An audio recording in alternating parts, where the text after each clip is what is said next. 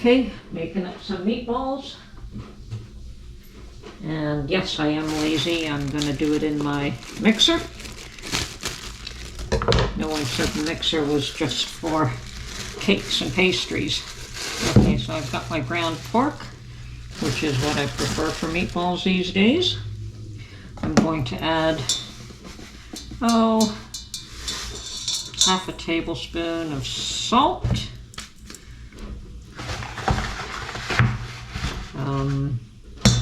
1 egg.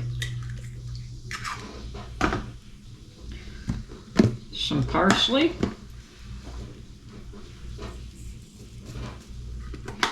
And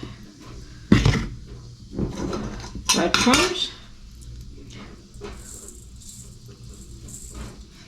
Okay, adding my chopped onions. So all my ingredients are now in the mixer. I think I need some more breadcrumbs though. Okay, and I'm going to set this on the mixer. Get my paddle.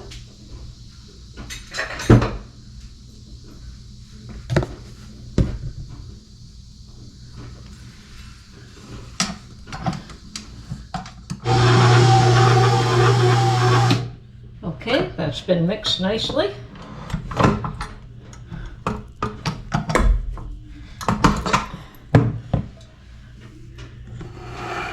Now we're just going to form a whole bunch of meatballs. I'm going to get a tray to put them on. Okay, at this point I'm going to just scoop out and form my meatballs. And yes, the texture is right, they'll hold together. And I'm just going to put them on this cookie sheet with parchment, and I will be freezing them. Now, I can can meatballs, and I've done so in the past. I prefer not to. You have to have a different recipe if you're going to can them. You can't add breadcrumbs at all. Fillers like flour and rice and breadcrumbs just do not can well. And I like the taste of them the way I make them. So my preference is to freeze and then vacuum seal. And when I do that, I can pull out whatever quantity I want at the time. So if I have just me and my husband, I pull out a certain quantity.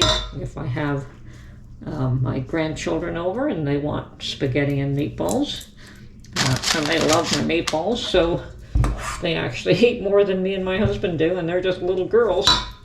So yeah, then as I say, you pull out the quantity you want once they're frozen and vacuum sealed. And I like doing this because I make them once and don't have to fuss over, and use many times. That way I don't have to fuss over them a lot. Okay.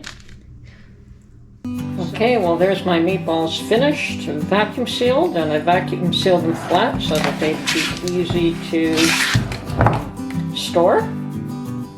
And all I do is cut this open, take out how many I want, and reseal the same bag. So awesome. I have a few meals out of this, and I don't have to make them individually each time. So hope you enjoyed this video, and we'll catch you on the next one.